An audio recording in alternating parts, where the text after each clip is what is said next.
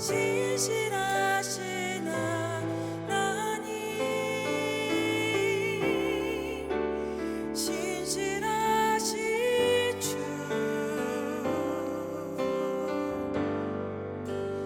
나의 주 하나님은 신실하신 주님.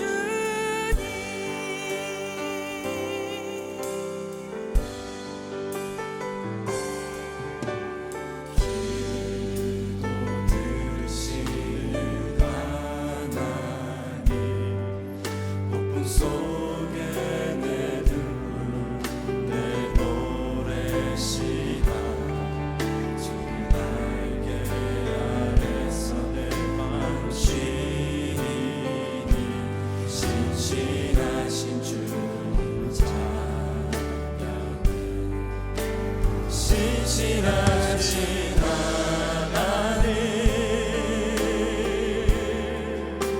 신실하신 주, 나의 주 하나님은 신실하신 주님, 신실하신 하나님, 신실하신 주, 나의 주 하나님은 신실하신 주님.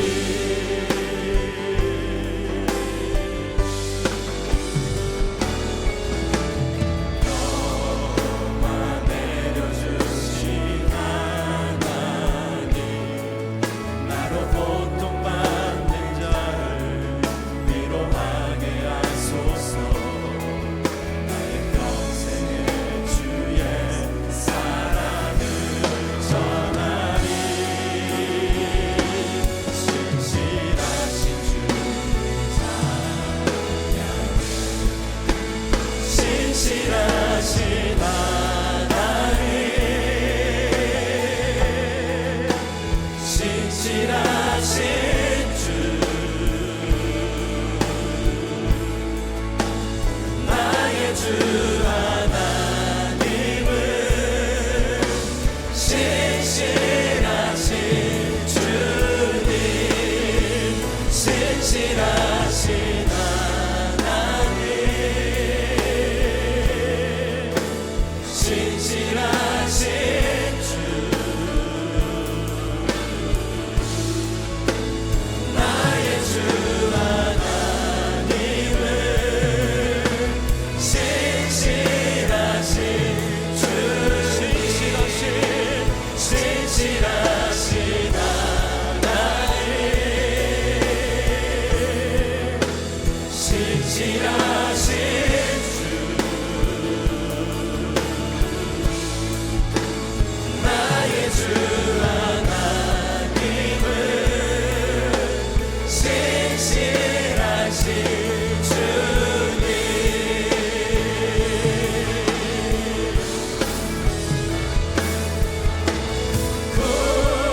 구원하심이 보좌에 앉으신 우리 하나님과 어린 양께 있도다. 구원하심이 보좌에 앉으신 우리 하나님과 어린 양께 있도다.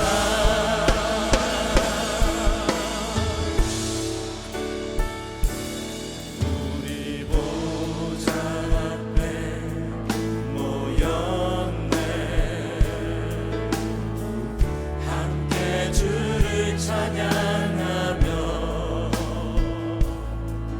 하나님의 사랑 그 아들 주셨네. 그의 피로 우린 구원받았네.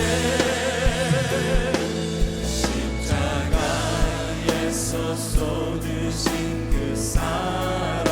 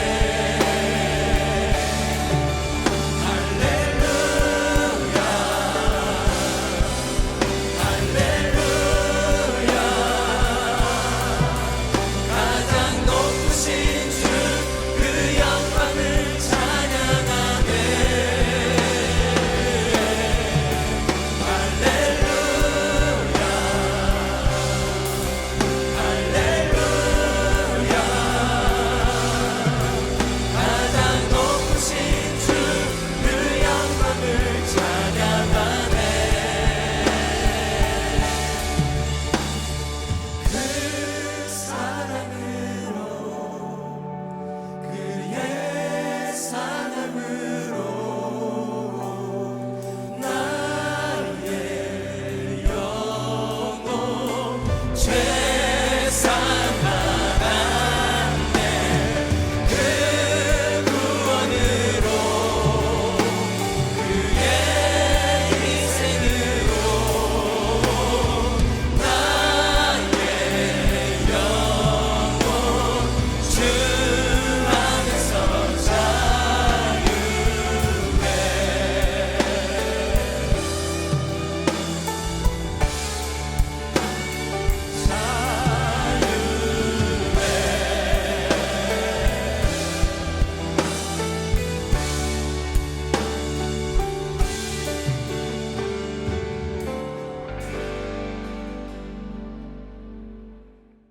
닫힌 관계를 여는 패스워드.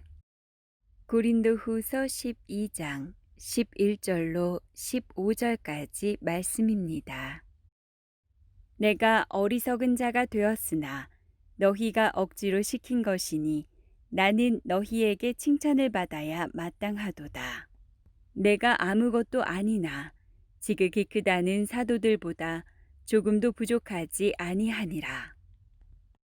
사도의 표가 된 것은 내가 너희 가운데서 모든 참음과 표적과 기사와 능력을 행한 것이라. 내 자신이 너희에게 폐를 끼치지 아니한 일밖에 다른 교회보다 부족하게 한 것이 무엇이 있느냐. 너희는 나의 이 공평하지 못한 것을 용서하라. 보라, 내가 이제 세 번째 너희에게 가기를 준비하였으나 너희에게 폐를 끼치지 아니하리라. 내가 구하는 것은 너희의 재물이 아니요 오직 너희니라. 어린아이가 부모를 위하여 재물을 저축하는 것이 아니요 부모가 어린아이를 위하여 하느니라. 내가 너희 영혼을 위하여 크게 기뻐함으로 재물을 사용하고 또 내 자신까지도 내어주리니 너희를 더욱 사랑할수록 나는 사랑을 덜 받겠느냐. 아멘. 컴퓨터 시스템이나 통신망에 로그인하려면 패스워드라고 하는 것이 필요합니다. 패스워드는 일종의 비밀번호 혹은 암호화 같은 것이죠. 이것이 있어야 시스템의 잠금 장치를 풀고 그 시스템 안으로 액세스할 수가 있습니다. 그래서 대부분의 경우는 이 패스워드를 다른 사람들이 도용하지 못하도록 어렵게 만듭니다. 숫자와 문자를 콤비네이션 한다든가 소문자, 대문자를 섞어서 쉽게 풀지 못하도록 그렇게 만들죠. 제가 어떤 자료를 봤더니 수년째 최악의 패스워드로 선정된 것이 1, 2, 3, 4, 5, 6이었다고 합니다. 너무 쉽잖아요. 이와 같은 것은 해킹하는데 0.4초도 안 걸린다고 합니다. 반면에 절대 잊어버리지 않는 패스워드가 있습니다. 이건 어떤 미국 할머니가 정한 패스워드인데요. 나이가 많다 보니까 식사한 것도 잊어버려서 또 잡숫하는 판인데 컴퓨터의 패스워드를 어떻게 기억하시겠어요? 그래서 이분은 패스워드를 아예 incorrect, 틀렸다라고 하는 그런 단어로 정했습니다. 컴퓨터를 열고 패스워드 자리에 아무 것이나 치면 됩니다. 그러면 반드시 화면에 이렇게 글자가 뜹니다. Your password is incorrect. 당신의 패스워드는 틀렸습니다. 라고 incorrect라는 단어가 나오면 이걸 가지고 패스워드를 쓰면 되는 것입니다. 이와 같이 패스워드라고 하는 것은요, 무엇인가 닫히는 것을 여는 그런 역할을 하는 것인데 우리 인간관계를 여는데도 패스워드가 필요합니다. 우리 인간관계도 막힐 때가 많기 때문에 그렇습니다.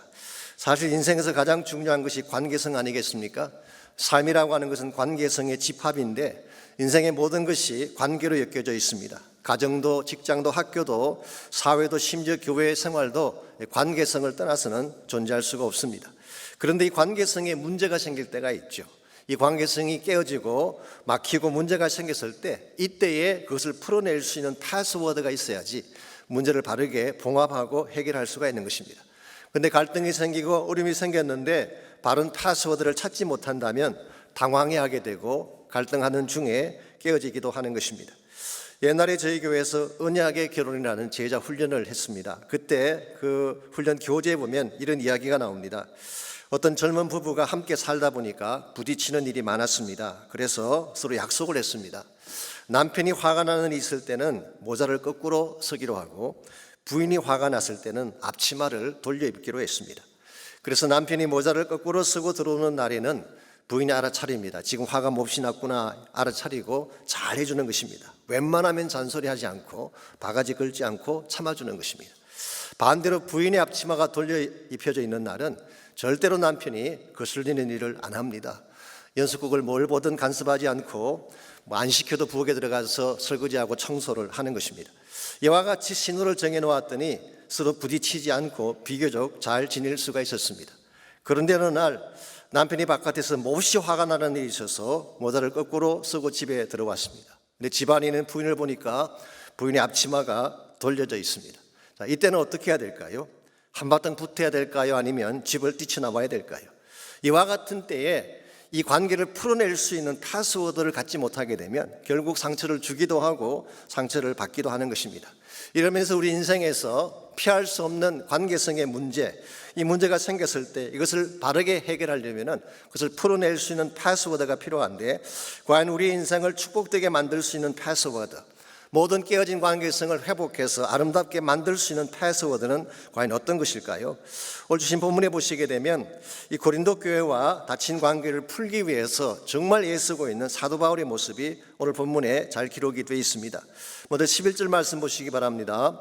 내가 어리석은 자가 되었으나 너희가 억지로 시킨 것이니 나는 너희에게 칭찬을 받아야 마땅하도다. 내가 아무것도 아니나 지극히 크다는 사도들보다 조금도 부족하지 아니하리라. 여기서 어리석은 자라는 표현은 바울 자신이 스스로 자신을 자랑한 것을 말하는 것이죠. 지난번에 설명드린 것처럼 바울은 자신을 늘어놓는 것 자기 취향에 맞지도 않고 또 하고 싶지도 않은 일이었습니다. 그럼에도 불구하고 부덕불 자랑했던 것은 자신의 사도직과 자신이 전한 복음을 디펜드하기 위한 것이었습니다. 그런데 오늘 본문에서 바울은 이것을 너희가 억지로 시킨 것이다 그렇게 밝히고 있어. You compelled me, 나를 강제적으로 이렇게 시켰다 그렇게 말씀하고 있습니다. 이게 무슨 뜻일까요? 이것은 사실 이런 의미를 갖고 있습니다. 내가 지금 변명하고 자랑할 수밖에 없는 책임이 너희들에게도 있다, 그런 의미를 담고 있습니다. 제가 좀 더 설명을 드리자면요, 이 바울과 고린도 교회의 관계에는 분명히 문제가 있었습니다. 오해가 있고 배척하는 것이 있고 마음이 통하지 않는 이 관계성의 장벽이 있었습니다. 그렇다면 왜 이런 문제가 생겼을까요? 1차적으로는 바울의 대적자들 때문이었습니다. 그들은 바울의 사도직을 부정하고 바울을 돈이나 밝히는 사람으로 매도하며 갖은 비방과 모함으로 그를 대적했습니다. 더구나 바울이 전한 복음을 왜곡해서 가짜 복음을 퍼뜨리지 않았습니까? 이것이 고린도 교회에 문제가 일어나게 된 계기이고 바울과 그들의 관계가 막히게 된 1차적인 원인이라고 할 수가 있습니다. 그러나 그것 때문만일까요? 그렇지 않다는 것입니다. 고린도 성도들에게도 일말의 책임이 있었습니다. 왜냐하면 대적자들이 바깥에서 교회에 들어와서 무고하게 바울을 공격하고 모함하는데도 그들은 침묵하고 있었어요. 심지어 복음에 손상이 가고 있음에도 불구하고 그들은 구경꾼처럼 방관을 했습니다. 심지어 그들 중에 일부는 동조하며 바울의 등을 돌리기까지 했습니다. 그래서 사도 바울은 오늘 여기에 문제가 생기고 관계성에 크랙이 난 것은 너희들에게도 일말의 책임이 있다, 이 사실을 밝힌 것입니다. 한마디로 정리하면 이런 뜻입니다. 고린도 교회 성도들 모자라는 사람들이었어요. 무엇이 바른지를 분별하지 못하고 어리석게 끌려다니는 그런 사람들, 확인해 보지도 않고 대적자들의 말만 듣고 바울을 오해하고 거짓에 동조하고 심지어 배척까지 했던 무심한 사람들이었습니다. 솔직히 바울의 입장에서 생각해 보면 섭섭할 수도 있는 그런 사람들이죠. 그럼에도 불구하고 바울은 어떻게 해서든지 닫혀진 그들의 관계를 다시 풀고자 애를 쓰고 있습니다. 어떻게 하면 그들의 마음의 문을 열 수 있을까 해서 모든 것을 동원해서 어필하고 간청을 하는 모습을 발견하게 됩니다. 왜냐하면 관계가 풀려야지 그 교회도 건강해지게 되고 함께 동력도 할 수 있기 때문에 그런 것입니다. 그래서 필립 휴즈라고 하는 성경 해석자는 이것을 fatherly love, 아버지적 사랑이라 그렇게 표현했습니다.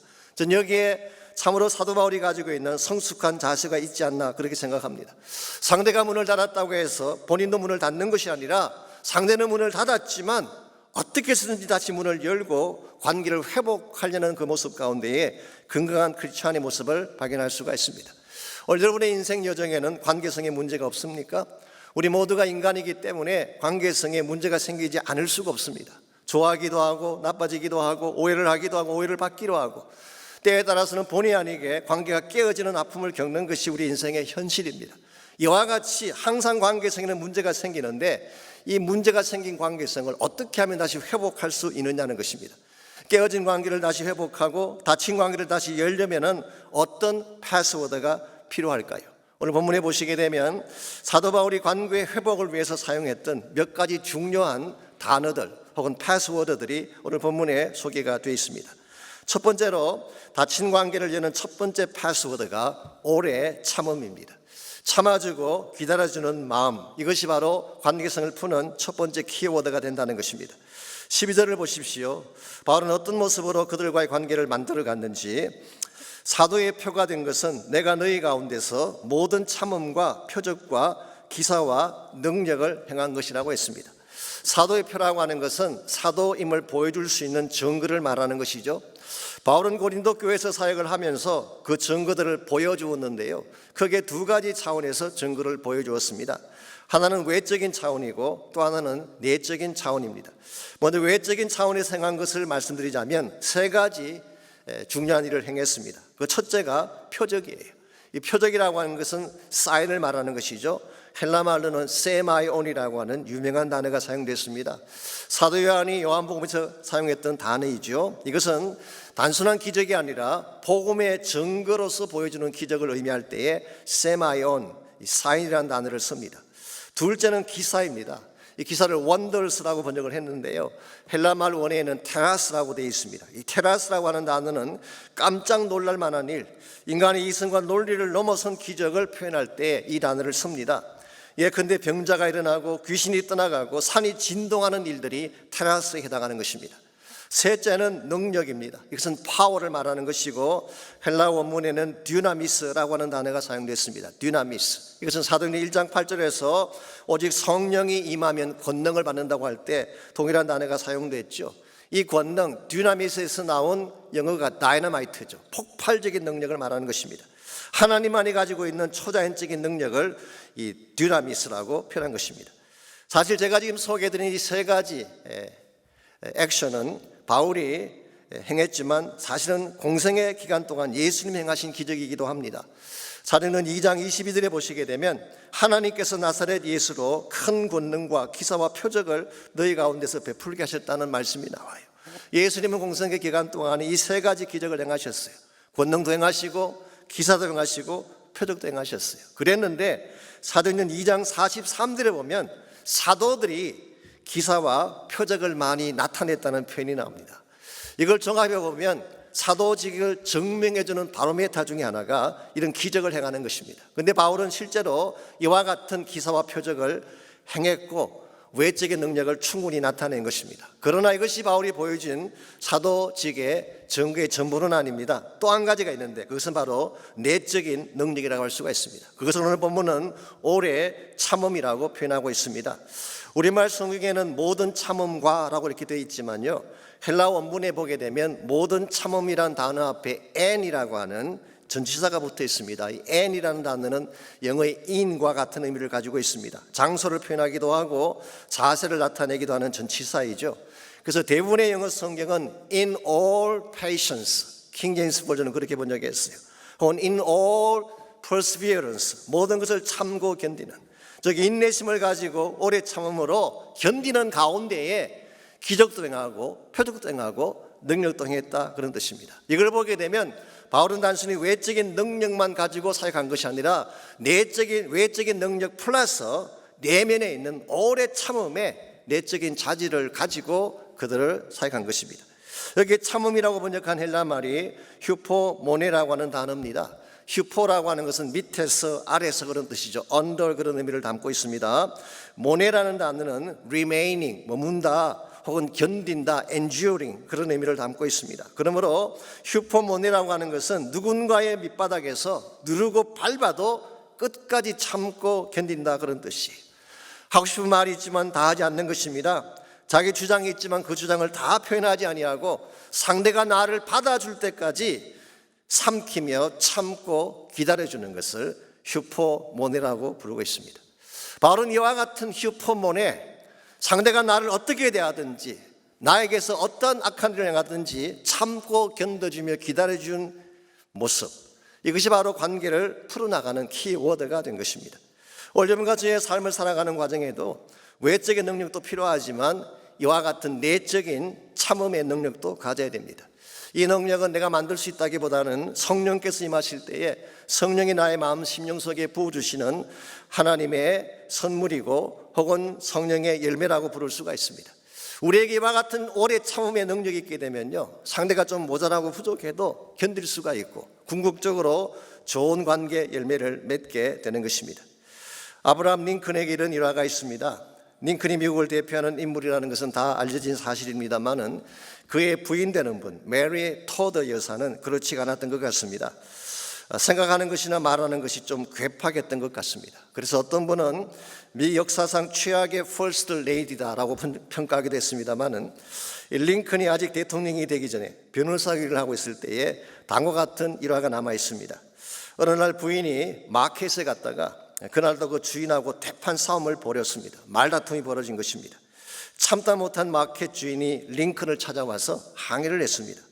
세상에 이렇게 교양 없는 여자가 어디 있는가? 신경질적이고 앞뒤가 맞지 않고 도무지 말이 통하지 않는 이와 같이 괴팍한 여자가 세상에 어디 있냐고 따졌어요. 이 말을 한참 듣고 있던 링컨이 조용히 주인의 어깨에 손을 얹고 다음과 같이 이야기를 했습니다. 여보시오, 나는 저런 사람과 15년 동안 함께 살아왔습니다. 당신은 이제 겨우 15분간 대화하고도 그것을 참지 못하면 어떻게 합니까? 나를 보아서라도 좀 참아주십시오. 이거 보면 참 링컨의 내공이 대단한 것 같습니다. 아무리 부인이 공격을 하고 성가시게 굴어도 참은 것입니다. 아마도 이와 같은 오래 참음의 자질이 나중에 혼돈 속에 있던 미국을 바로잡고 노예 해방이라고 하는 위대한 역사를 이루지 않았는가 생각을 합니다. 솔직히 여러분과 저에게는 참지 못하는 본성이 있습니다.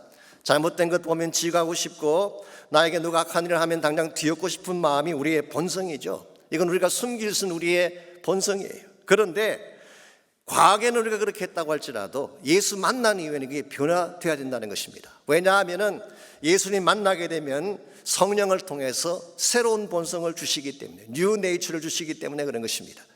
여러분 성경을 다시 한번 보십시오. 예수님께서 어떻게 우리를 다루셨는지, 예수님께서 제자를 택하실 때에 잘 준비된 사람을 택한 것이 아닙니다. 야생마처럼 마음껏 뛰어다니던 철부지 같은 사람들을 제자로 택했어요. 베드로, 야고보, 요한, 빌립, 소위 말하는 초창기 제자들 모두가 갈릴리 호숫가에서 고기잡이 하던 아주 탑한 그런 사람들이었습니다. 길들여지지 않았고 성격도 괴팍하고 갖추지지 못한 그런 사람들이었는데 예수님 그들을 택하셔서 3년 동안을 가르치고 양육하고 훈련하셨어요. 그리고 3년간의 제자훈련이 끝났을 때 그들이 좋은 인격으로 바뀌어 있었나요? 그렇지 않습니다. 성숙한 인격이 아니었어요. 베드로의 케이스를 보게 되면요, 예수님께서 마지막 겟세마네 동산에서 기도할 때 잠을 잤습니다. 새벽에는 혈기를 부렸어요. 뿐만 아니라 끌려가시는 주님의 고난을 보면서 그를 3번씩이나 부인한 사람이 수제자라고 하는 베드로였습니다. 이와 같이 형편없는 쓰레기 같은 인생, 아마 우리 같았으면 진작 버렸을 텐데 예수님 포기하지 않았어요. 끝까지 그들을 사랑하시고 기다리고 기다려 주셨어요. 그 결과 결국은 베드로 자신의 입에서 기어코 내가 주를 사랑합니다라는 고백을 듣게 되고, 후일리 베드로가 성령 받은 후에 한 번 설교에 3,000명을 회개시키는 위대한 역사를 이루지 않았습니까? 여러분, 이것이 오늘 하나님이 우리를 다루시는 방법이에요. 우리가 어떻게 해서 여기까지 오게 됐습니까? 우리가 잘났기 때문일까요? 아닙니다. 참고 기다려주신 하나님의 은혜 때문에 여기까지 온 것입니다. 만일 우리가 하나님의 기다리심 때문에 여기까지 오게 된 것이 사실이라면 우리도 오래 참음을 행할 수 있어야 된다, 그런 뜻이에요. 우리 가정이 행복한 가정으로 변화되어지고 아름다운 가정으로 바뀌어지기를 원한다면 오래 참음을 실천해야 돼요. 아직 철들지 않는 자녀 참고 기다려 주시기 바랍니다. 상처를 주고 뒤돌아 앉은 아내나 남편이 혹시 있다면 참고 기다려 주시기 바랍니다.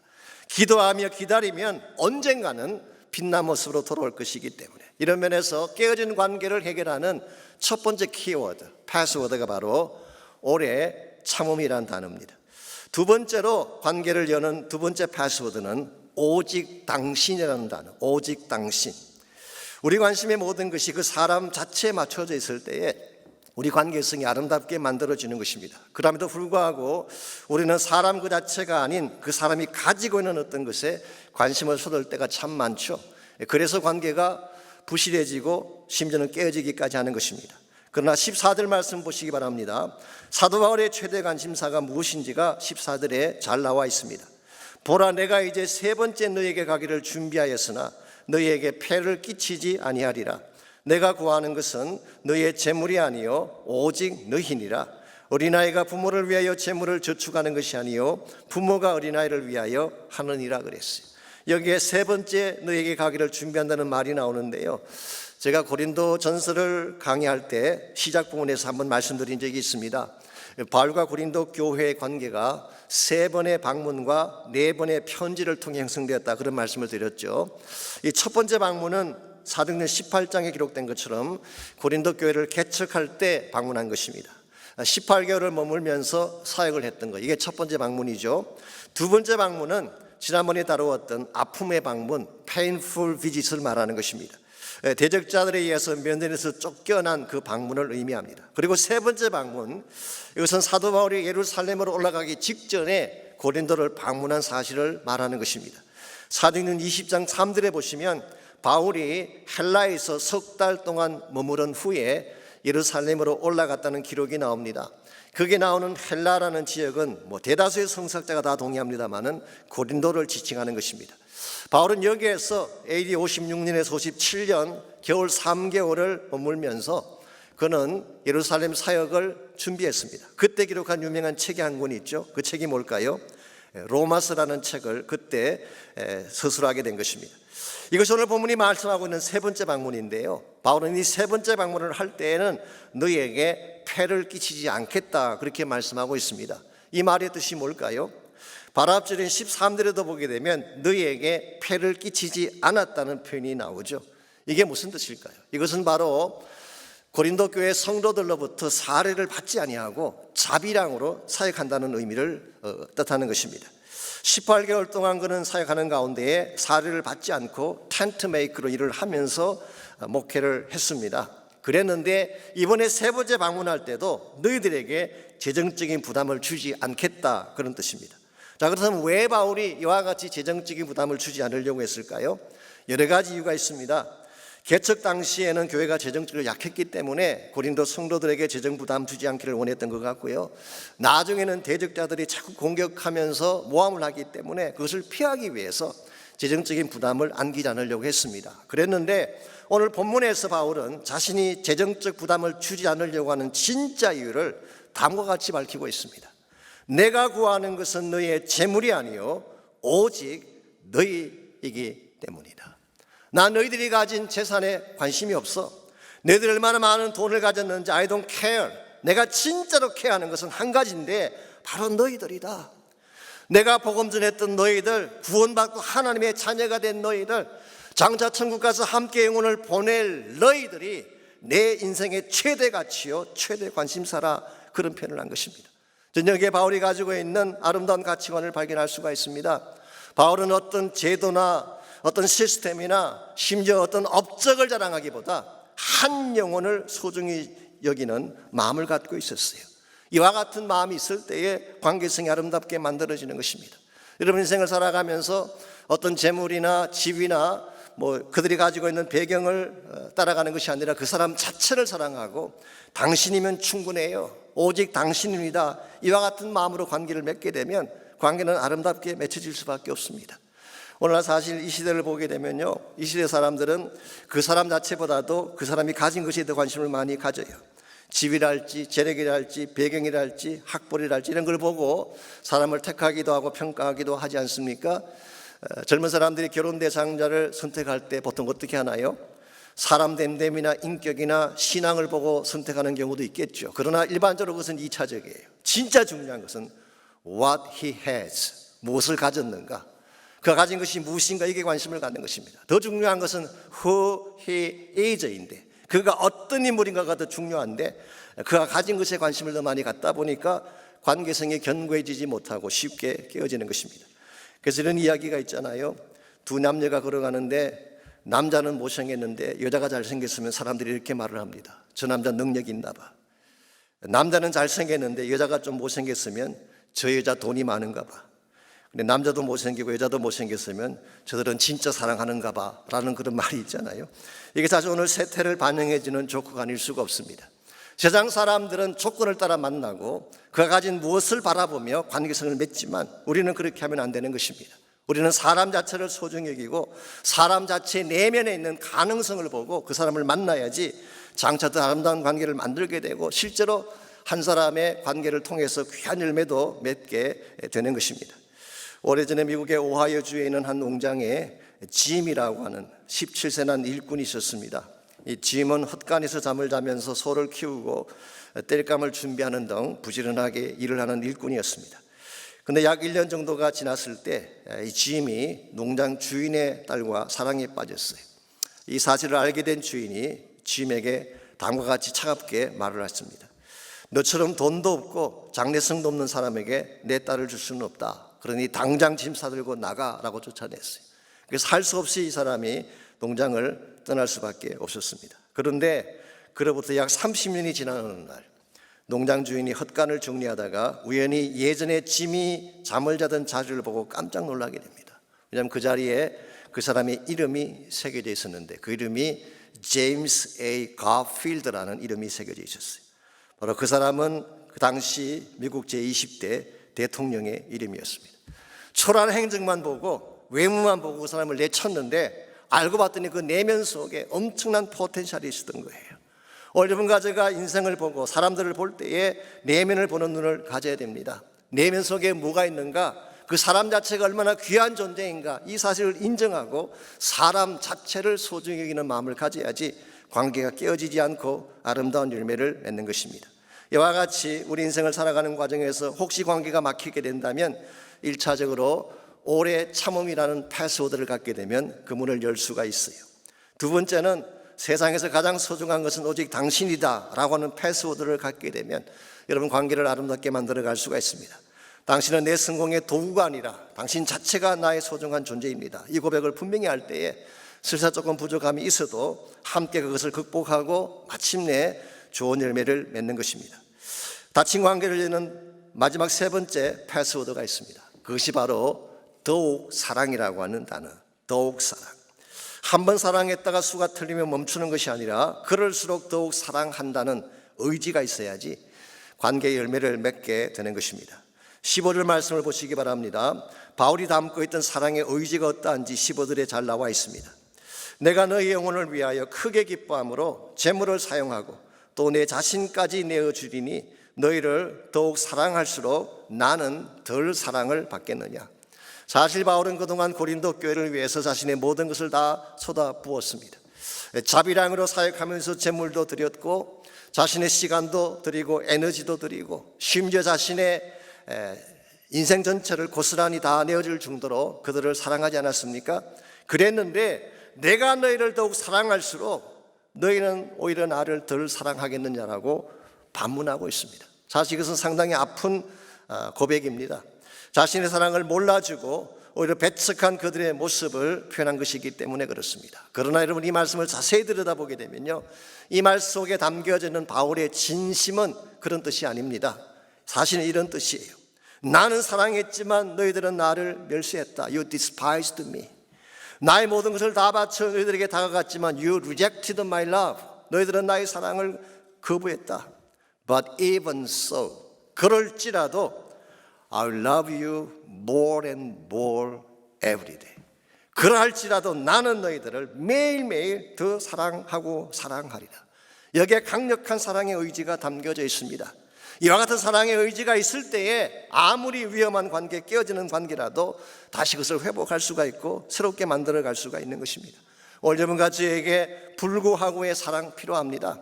상대가 나를 배척할지라도 나는 다가서려는 마음, 상대가 나를 어떻게 대할지라도 그러할지라도 더욱 사랑하리라는 이 패스워드가 분명할 때에 여러분은 깨어진 관계를 회복하고 더 좋은 차원으로 나아갈 수가 있는 것입니다.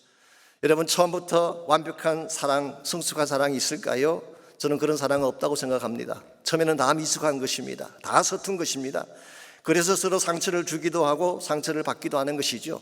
그런데 만일 한 번 문제가 생겼다고 거기에서 스탑하게 되면 관계는 끝나는 것입니다. 그럴지라도 더욱 사랑하리라는 마음으로 다가가게 되면 마침내 아름다운 열매를 맺는 것입니다. 사실 이것이 하나님이 여러분과 저를 사랑하신 방법이었습니다. 우리 가운데 잘났기 때문에 사랑받은 자가 있나요? 우리가 처음부터 하나님 사랑을 잘 깨닫고 그것을 억셉트 했기 때문에 사랑에 참여한 자가 있나요? I don't think so. 우리는 하나님 사랑을 거절했어요. 잘 몰랐어요.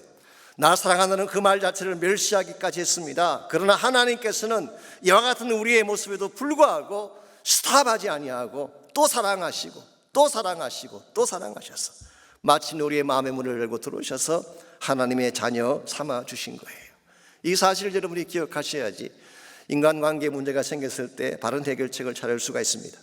호세아 3장 1절을 보게 되면 포기하지 않는 하나님의 사랑이 어떤 것인지를 다음과 같이 묘사를 하고 있습니다. 호세아 3장 1절입니다. 여호와께서 내게 이르시되 이스라엘 자손이 다른 신을 섬기고 건포도 과자를 즐길지라도 여호와가 그들을 사랑하나니 너는 또 가서 타인의 사랑을 받아 음녀가 된 그 여자를 사랑하라 하시기로 그랬어요. 여러분, 여기에 대단한 사랑의 의지가 담겨져 있습니다. 이스라엘 민족이 다른 신을 섬겼어요. 건포도 과자를 즐겨했다고 했습니다. 이게 말하는 건포도 과자는요, 아수르의 여신인 아스다롯을 숭배할 때 먹는 떡을 의미합니다. 즉 음행과 감각적인 배교를 말하는 것입니다. 영적으로 순결을 더럽힌 민족이었어요. 하나님을 배신한 민족이었어요. 다른 신과 짝하여 음행을 행하는 그 민족, 사실은 당연히 불의야 마땅할 민족인데 하나님 뭐라고 말씀하고 계신가요? 그럴지라도 여호와가 그들을 사랑하리니. 이게 얼마나 대단한 사랑의 의지입니까? 이와 같은 하나님의 사랑의 의지를 잘 반영하기 위해서 상징적인 액션으로 호세아에게 분부하신 것이 있습니다. 또 집을 뛰쳐나가 음녀가 된 그 여자, 즉 고멜을 사랑하라고 분부를 하셨어요.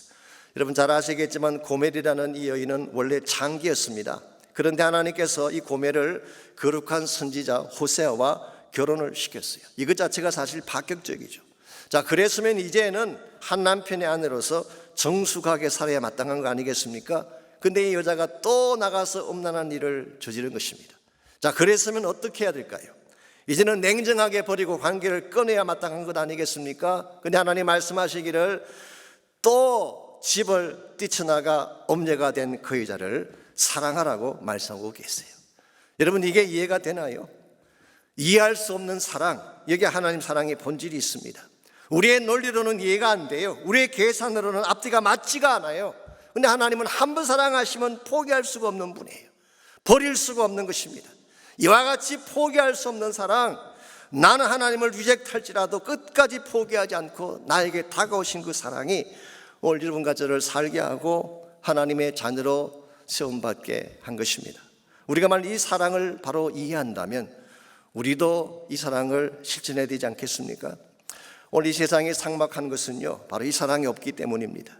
우리가 만일 사랑의 창으로 사람들을 볼 수만 있다면 이 세상에는 아름다운 사람들이 너무나 많은 것을 발견할 수 있을 거예요. 그런데 우리는 사랑의 창으로 보지 않고 물질의 창으로 사람들을 바라보고 나의 이기적인 모습으로 사람들을 보기 때문에 세상 사람들이 어글리하게 보이고 잘못되게 보이는 것입니다.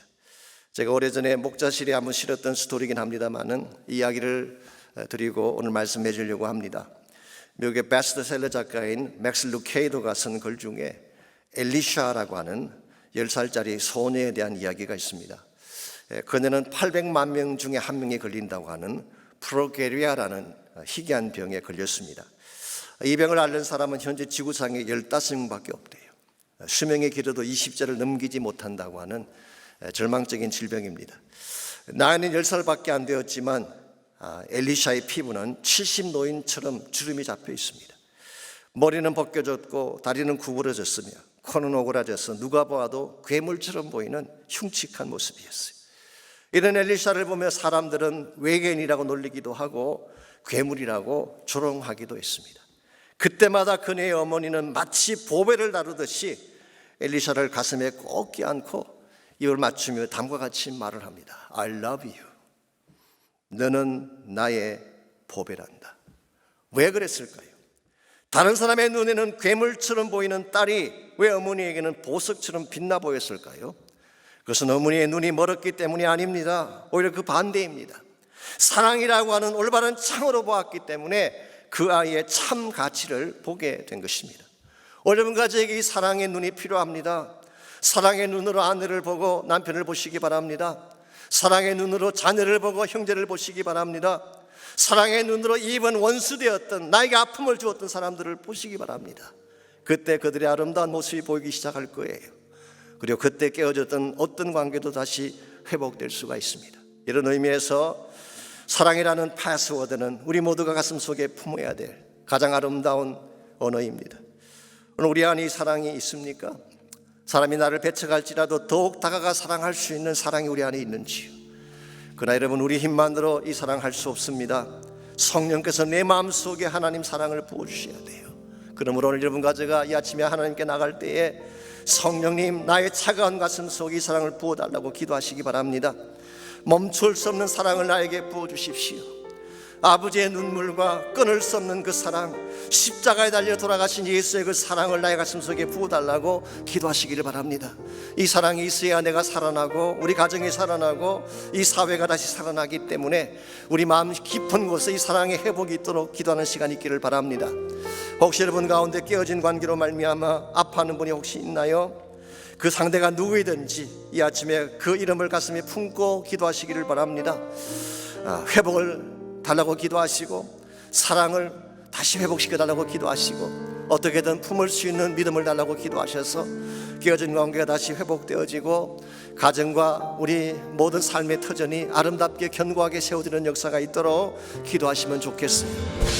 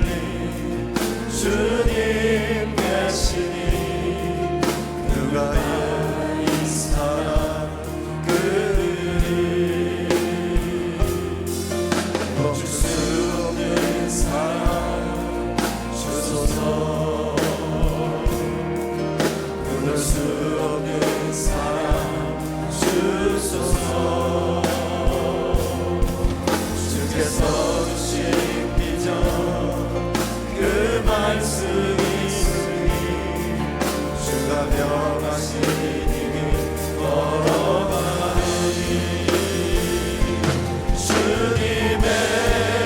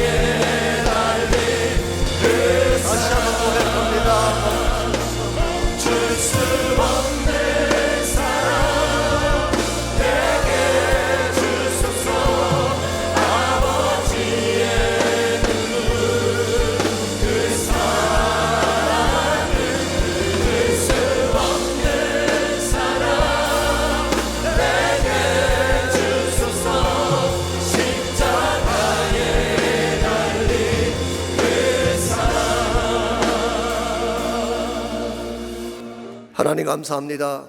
말할 수 없는 사랑, 이해할 수 없는 사랑으로 우리를 구원해 주시고 그 사랑이 우리 심령 가운데 머물게 하신 것을 감사합니다. 우리 말라 비틀어진 심령 가운데에 차갑게 변한 나의 마음 가운데에 성령님 주님의 그 사랑을 부어주시고 십자가 사랑을 부어주시고 하나님의 눈물을 부어주셔서 우리가 참 예수 믿는 사람으로 변화되게 하시고 복음을 선포하며 사랑을 나누어주며 이 땅을 변화시키는데 쓰임받는 하늘나라 일꾼들 다 되게 하여 주시옵소서. 이제는 우리 구주 예수 그리스도의 은혜와 하나님 아버지의 무한하신 사랑과 성령님의 충만한 임재하심이 주 앞에 나와 전심을 다해 예배하는 사랑하는 형제자매 한 분 한 분에게 또 가정에서 직장에서 처소에서 온라인으로 예배하는 모든 사랑하는 주의 백성 한 분 한 분에게 그들의 가정과 삶의 터전과 자녀들과 자손들 위해 이제로부터 항상 함께하여 주시기를 살아계신 우리 예수 그리스도의 이름으로 간절히 축원하옵나이다. 아멘.